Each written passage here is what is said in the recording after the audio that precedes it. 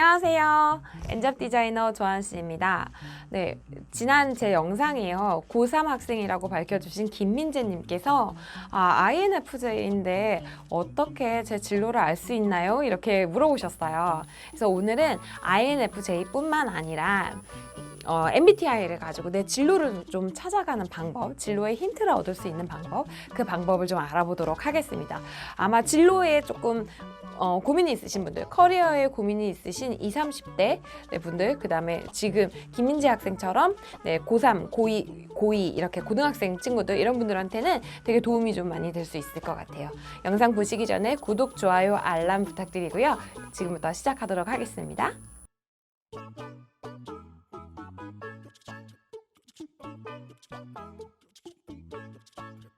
MBTI가 진로에 어떻게 적용되고 또 우리가 MBTI를 힌트로 해서 어떻게 나의 진로를 조금 추측해 볼 수 있는가를 알아보기 전에 먼저 진로라는 단어로 조금 정의를 하고 싶어요. 제가 오늘 이 영상에서 말씀드리는 진로는 먼저 직업 우리가 할 때 그 업은 내가 가지고 있는 역량을 지속적으로 돈으로 치환할 수 있는 것, 그것을 업이라고 먼저 정의를 좀 해볼게요. 쉽게 얘기하면 내가 가지고 있는 것을 누군가가 계속해서 돈을 주면서 사갈 수 있는 것, 그것을 업이라고 정의를 하고 싶고, 진로는 바로 이 업을 찾아나가는 과정을 진로라고 정의를 해보고 싶어요. 자, 그러면 업과 진로가 정의가 좀 되셨죠? 자, 그러면 우리가 앞서 말씀드린 이 직업, 진로라는 것은 이제 이 업을 찾아가는 과정이라고 얘기를 했으니까, 바로 이 업에는 세 가지 특징이 있거든요. 먼저 이 세 가지 특징을 아셔야 MBTI를 업을 찾아가는 데 있어서 적용을 해보실 수 있을 것 같아요. 세 가지 특징을 먼저 말씀을 드릴게요. 업이 가지고 있는 첫 번째 특징은 경제성이에요. 경제성이라 하면 쉽게 얘기하면 수익이 되어야 한다는 뜻이죠. 이미 업이라는 단어를 제가 정의를 할 때 돈으로 치환이라는 표현을 썼잖아요. 그런 것처럼 내가 가지고 있는 어떤 무언가가 그 능력이든 아니면은 뭐 자산이든 무엇이건 간에 내가 가지고 있는 것을 누군가 돈을 주고 사야 된다는 거죠. 그래서 업이 가지고 있는 첫 번째 특징은 돈으로 바뀔 수 있다는 거. 경제성을 가진다는 것에 있습니다. 두 번째 업의 특징은 바로 지속성이에요. 꾸준하게 발생해야 된다는 거죠. 예를 들어서 내가 가지고 있는 것이 한 번이 누군가 내 것을 사갔어요. 그러고 나서 나는 더 이상 이것을 팔 수가 없어. 그럼 지속되지 못하잖아요. 그냥 단 한 번에 사고 파는 행위가 일어난 거죠. 그런데 그게 아니라 내가 가지고 있는 어떤, 예를 들어서 끈기, 혹은 내가 가지고 있는 어떤 뭐 의료 지식, 혹은 법학 지식, 뭐 이런 것들이 꾸준히 누군가로부터 소비가 되기 위해서 돈을 누군가가 나에게 지불을 한다면 그건 지속적으로 발생하는 거잖아요. 즉, 업이라고 하는 것은 지속적으로 나에게 돈을 지불할 수 있는 것이어야 된다는 거죠. 세 번째는, 이거는 사실 제가 특별하게 집어넣은 속성 중에 하나인데요. 효율성을 가져야 된다는 겁니다. 자, 이 효율성이라는 것은 뭐냐면 인풋 대비 아웃풋이 가성비가 좋아야 된다는 뜻이거든요. 그러니까 우리가 가지고 있는 것들 중에서 우리가 돈으로 바꿀 수 있는 것들 되게 많죠. 예를 들어서 내 체력도 바꿀 수 있고요. 그 다음에 내 시간을 바꿀 수도 있고요. 혹은 나의 지식을 바꿀 수도 있죠. 그렇죠? 많은 것들을 내가 돈으로 바꿔가지고 그거를 직업을 삼는데요. 그런데 이 중에서 가장 효율이 좋은 것, 내가 인풋을 한 것에 대비 아웃풋이 가장 좋은 것, 즉 1시간 투자해서 100만 원을 벌어들이는 것과 5시간을 투자해서 100만 원을 벌어들이는 것은 다르다는 거죠. 그래서 저는 업이라는 것은, 적어도 제가 정의하는 업은 내가 투자한 것에 대비 가장 많은 효율성을 발휘할 수 있는 것, 이것을 업이라고 정의하고 싶습니다. 자, 업이 가지고 있는 세 가지 특징을 여러분 보셨죠? 띵띵띵. 이 세 가지 특징 중에서 그러면 MBTI는 무엇을 검토해 볼 수 있는 도구냐? 바로 지속성을 검토해 볼 수 있는 도구예요. MBTI가 뭐죠? 성격 유형 검사잖아요. 그렇기 때문에 이 성격이 가지고 있는 가장 큰 특징은 내가 무언가를 할 때 이거를 계속 할 수 있게 만드느냐, 거기에 가장 영향을 많이 미쳐요. 물론 앞서 말씀드렸던 효율성이라든지 혹은 그 돈을 바꿀 수 있는 경제성 이런 부분에 영향을 미치지 않는 건 아니에요. 그런데 그런 것들이 결국 꾸준하게 이어지기 위해선 지속성을 업이 갖추어야 되는데 그 지속성을 결정하는 것의 가장 핵심적인 게 성격이라는 거죠. 내 성격이랑 잘 맞는가, 내 성향에 잘 맞는 일인가, 이것이 사전에 검토가 되었을 때 내가 그 일을 할 때 더 오랫동안 할 수 있고 더 안정적으로 할 수 있고 스트레스를 덜 받고 할 수 있다는 거죠. 그렇기 때문에 이 지속성이라는 어떤 그 특징을 알아보는 데 있어서 MBTI가 유효할 수가 있습니다.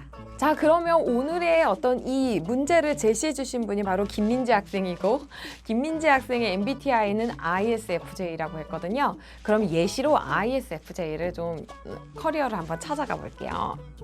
먼저 I는 에너지 특성상 내향적인 에너지 방향을 가지고 있어요. 그 얘기는 뭐냐면 많은 사람들, 물론 사람들하고 어울리는 게 싫다 이게 아니라 많은 사람들하고 있었을 때의 시간이 길어지는 것보다 혼자 있는 시간이 길어졌을 때 더 행복도나 만족도가 더 높다는 거죠. 그럼 우린 이걸 가지고 어떤 걸 추론할 수 있나요? 네, 예를 들면 기왕이면 일할 때 독립적인 공간이 따로 분리되어 있거나 이러면 더 삶에 대한, 직업에 대한 만족도가 더 올라가겠죠. 그죠? 그리고 되도록이면 많은 사람을 접촉하는 것보다 짧게 특정한 사람을 접촉하는 게 더 맞을 수도 있고요. 혹은 아예 접촉하지 않고 시스템하고만 커뮤니케이션을 한다든지 혹은 내 안에서 혼자 연구한다거나 이런 일들을 하는데 더 적합할 수 있다는 겁니다. 네, 두 번째는 S죠. S는 이제 학습하시는 어떤 방식이나 이런 데서 되게 많은 영향을 좀 보이는데요. 제 경험상 S를 가지고 계신 분들은 라이센스를 취득을 되게 잘하세요. 네, 그런 부분에 있어서 굉장히 라이센스를 취득하면서 안정감을 많이 느끼시기도 하고 라이센스를 가졌을 때 뭔가 굉장히 사회적으로 자신이 있다 이런 걸 많이 느끼시기도 하거든요. 그래서 라이센스를 발급받을 수 있는 어떤 그런 전문 직종이라든지 이런 쪽으로 가시는 게 조금 더 유리하다라고 생각을 할 수가 있겠죠. 또 하나는 S 같은 경우는 굉장히 학습에 능하시거든요. 지식을 습득하시는데 되게 능하시고 그걸 되게 즐거워하세요. 네, 맥락적인 것들을 되게 좋아하시고 그래서 가끔 TMI가 되기도 하거든요. 그러면은 내가 직업을 선택할 때도 그런 어떤 맥락을 쫓아가는 어떤 일들을 한다든지 혹은 학습을 해서 어떤 것들을 이렇게 추구해 나갈 수 있는 가치를 추구해 나갈 수 있는 일을 하면 조금 더 유리하겠죠. 세 번째는 F를 가지고 계시다고 했어요. F는 일단 1차적으로 대민 업무를 되게 잘할 수 있는 능력을 가지고 있는 거예요. 사람들하고 공감 능력이 굉장히 좋기 때문에 저 사람이 고단해라고 얘기했을 때 그 고단한 마음이 먼저 느껴지는 거. 네, 그 고단한 거 어떻게 처리해줘야지 이게 아니고 진짜 고단했구나, 너무 힘들겠다 이렇게 감정적으로 먼저 수용해 줄 수 있는 성격을 가지고 계신 거거든요. 그렇기 때문에 F를 가지고 계신 분들은 내가 뭔가 사람들의 고충을 들어주거나 혹은 그런 것들에 공감해 줄 수 있는 일을 하면 훨씬 유리하겠다라고 생각하실 수 있는 거죠. 마지막으로는 J예요. J는 어떤 거냐면 이렇게 딱 체계화되어 있는 거, 딱딱딱 순서에 맞춰서 하는 거 이런 것들을 굉장히 능숙하시고 그런 걸 더 원하시고요. 네, 본인이 어떻게 딱히 이렇게 뭘 의도하지 않았는데도 자기 머릿속에는 무언가를 이렇게 순서대로 해야 되는 것들이 착착 들어서시는 분들이세요. 이런 분들은 아무래도 그런 어떤 무언가를 이렇게 설계하는 부분들, 그 다음에 똑같은 조직에 들어가도 이런 분들은 대기업이나 공공기관이 훨씬 잘 맞아요. 왜냐면 그런 데는 시스템이 딱 갖춰져 있잖아요. J 같은 경우에는 똑같이 기업을 선택하시더라도 중소기업보다는 대기업이나 공공기관을 선택하시는 게 자신의 성향에 더 잘 맞으신다는 거죠. J는 또 실행에 힘이 있어요. 왜냐면 순서를 착착착 세울 줄 아는 사람이기 때문에 실행을 굉장히 잘하고요. 그리고 그 얘기는 무슨 얘기냐면 그런 것들이 필요한 사람을 또 관리를 되게 잘한다는 뜻이에요. 그래서 어떤 기준을 가지고 그런 사람들을 이렇게 팔로우업을 해줘야 된다든지 혹은 리드를 해줘야 된다든지 이런 일에 굉장히 적합하죠. 자, 이렇게 ISFJ 이렇게 각각의 어떤 특징들로부터 우리가 어떤 거에 있었을 때 내가 조금 더 쾌적하고 또 내가 어떤 성과를 발휘할 수 있는 그런 어떤 조직을 만날 수 있겠구나, 혹은 그런 업무를 내가 할 수 있겠구나라는 걸 추리하실 수 있었죠. 자, 그럼 이것들을 모아보는 거예요. ISFJ 이 네 가지가 가지고 있었던 어떤 특징들을 모아보는 거죠. 자, 모아와서 그 모은 특징들을 공통적으로 가지고 있는, 혹은 내가 조금 더 이 네 가지 성향 중에서 주요하게 특징을 드러내는 분야가 더 강화된 그런 쪽의 어떤 직업이나 혹은 업무를 진행하시면 되는 거예요.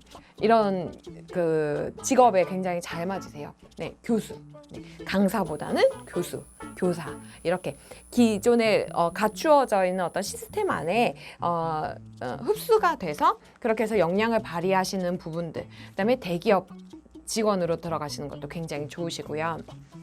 그런 쪽이 더 강하시고, 또 동시에 컨설턴트, 네, 컨설턴트인데 많은 사람을 두고 하는 컨설턴트가 아니라 1대1로 컨설팅을 하는 프리미엄급 서비스를 보여주는 그런 컨설턴트, 이런 컨설턴트가 더 똑같은 컨설팅을 해도 더 맞다는 거고요. 또 동시에 F 성향도 있고 J 성향도 있으시잖아요. 사람들에 대해서 어떤 고충이나 이런 것들을 잘 공감해 주시기도 하지만 그 고충을 또 잘 풀어낼 수 있는 솔루션을 제시할 수 있는 능력도 있으세요. 그렇기 때문에 행정 분야, 네, 행정가, 공공기관의 어떤 행정가 이런 쪽도 괜찮으시고요. 국회의원이나 정치인 이런 쪽들도 ISFJ가 잘 하실 수 있는 분야입니다.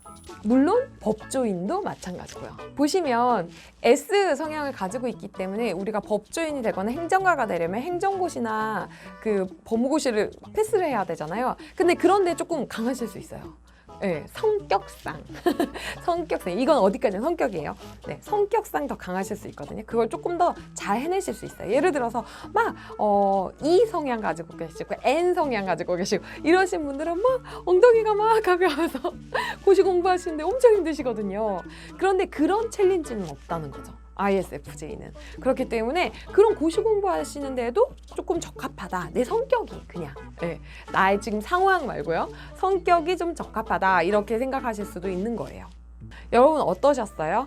앞에 MBTI의 어떤 성격 유형을 가지고 나는 약간 이런 부분들을 조금 고려하면서 가야 되겠구나, 이런 부분들을 통해서 커리어를 조금 추측해 나가실 수가 있고요. 여러분들이 어떤 선택의 기로에 있을 때 기왕이면 조금 더 오래 할 수 있는 거, 또 기왕이면 내가 스트레스를 덜 받고 할 수 있는 거, 이런 일들을 할 수 있다면 얼마나 좋겠어요. 그죠? 그런 부분에 있어서 MBTI가 여러분들한테 도움을 줄 수가 있고요. 그래서 자신의 성격을 잘 알고 있다는 것은 조금 더 쾌적한 환경에서 내가 일을 할 수 있고 돈을 벌 수 있다는 것을 의미하기도 합니다. 네, 지금까지 엔잡 디자이너 조한 씨였습니다. 오늘의 내용이 진로를 고민하시는 여러분들한테 도움이 되셨으면 좋겠어요. 네, 여러분 구독, 좋아요, 알람은 사랑입니다. 감사합니다, 여러분. 네, 또 즐거운 내용으로 찾아뵐게요. 안녕. 사랑합니다.